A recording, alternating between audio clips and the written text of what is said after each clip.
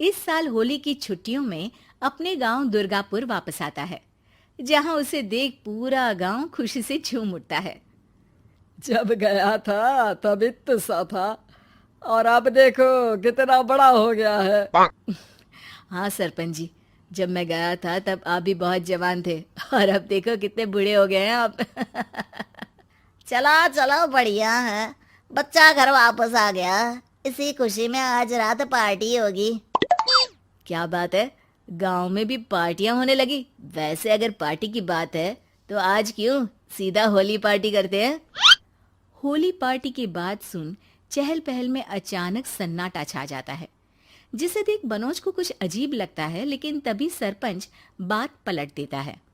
अब बहुत देर हो गई, चलो सब अपने घर चलो, पार्टी के बारे में कल सोचेंगे। मनोज भी मम्मी पापा के साथ घर आ जाता है, पर होली पार्टी और उस पर पूरे गांव की खामोशी वाली बात अभी तक उसके जहन से निकलती नहीं। पापा, होली पार्टी की बात पर सब चुप क्यों हो गए थे। अरे होगी उनकी कोई अपनी बात। मुझे गांव की पंचायत ही थोड़ी पता है। थक गया हूँ, चलो सो जाते हैं, कल बात करते हैं। पापा की बात मानते हुए मनोज भी सोने चला जाता है। आज तो छुपा लिया, लेकिन हफ्ते बाद जब होली का दिन आएगा तब इसे कैसे रोकोगे। अगली सुबह सूरज के साथ ही मनोज भी गांव घूमने निकल जाता है, जिस पर रास्ते में उसे अपनी ही उम्र के कुछ लड़के भी मिलते हैं, जिनसे दोस्ती कर अब वो उनके साथ घूमने लगता है। इसी तरह कुछ दिन बीत जाते हैं और होली नजदीक आने लगती है। दोस्तों, होली में 4 दिन ही बचे हैं, पर गांव में उसकी कोई तैयारियां क्यों नहीं दिख रही। क्योंकि यहाँ होली नहीं मनाई जाती। अरे पर ऐसा क्यों। वो राजा भूषण। अरे तुम 4 दिन के लिए आए हो, क्या इतना सोच रहे हो। चलो कुछ खाने चलते हैं। इसी के साथ एक बार फिर होली की बात को टलते हुए देख मनोज को शक होने लगता है। वो घर पहुंचते ही इंटरनेट पर अपने गांव और राजा भूषण के बारे में जानकारी निकालने लगता है। क्या? मुझे आज तक ये नहीं पता था। ऐसा कैसे? किसी ने मुझे कुछ बताया क्यों नहीं? सारी जानकारी लेने के बाद मनोज गांव वालों या अपने मम्मी पापा से कुछ पूछे बिना खुद ही उसकी सच्चाई के बारे में छानबीन करने लगता है, जिसके चलते वो राजा भूषण की हवेली में पहुंचता है। वाह, क्या हवेली है यार। पर क्या यहाँ सच में कोई भूत है? हेलो भूत जी, कोई है क्या? हम इस साल गांव में होली सेलिब्रेट कर रहे हैं, क्या आप उस पर थोड़ा इंटरव्यू देंगे? मनोज के ऐसा बोलते ही गांव में तूफान उठ जाता है और हवेली में रखी सारी चीजें हिलने लगती है। एक अदृश्य शक्ति मनोज को धक्का देकर हवेली से बाहर निकाल दरवाजा बंद कर लेती है। ये सब देख मनोज हैरान रह जाता है। क्या अभी मुझे हवा ने धक्का देकर बाहर निकाल दिया?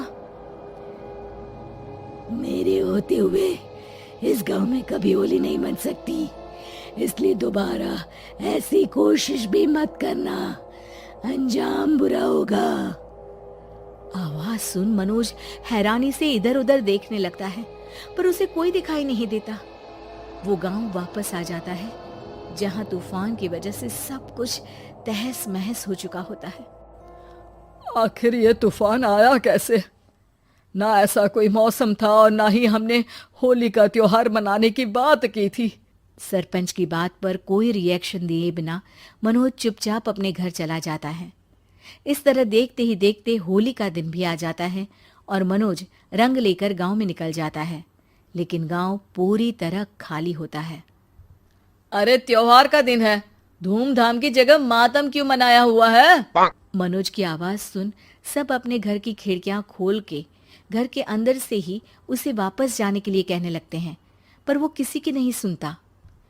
तुझे पहले भी समझाया था, अगर होली खेलने की कोशिश भी की तो अच्छा नहीं होगा। अरे बात मान लो बेटा, तुम्हें सच नहीं पता। मुझे सब पता है।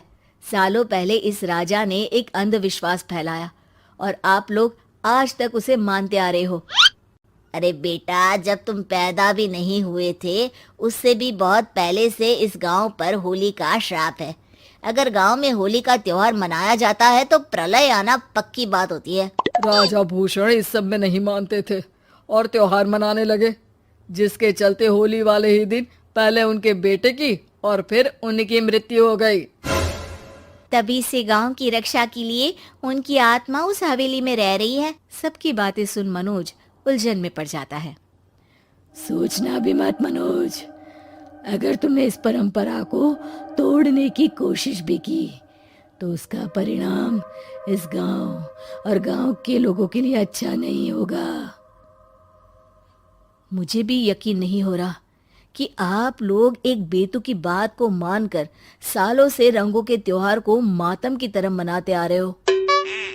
मनोज किसी की कोई बात ना मानते हुए पूरे गांव में रंग बिखेर देता है, जिसके तुरंत बाद वहां तूफान के साथ बिजलियां गरजने लगती है। अचानक मौसम में ऐसा बदलाव देख जहां मनोज कंफ्यूजन में आ जाता है, वहीं गांव वाले डर से सहम जाते हैं।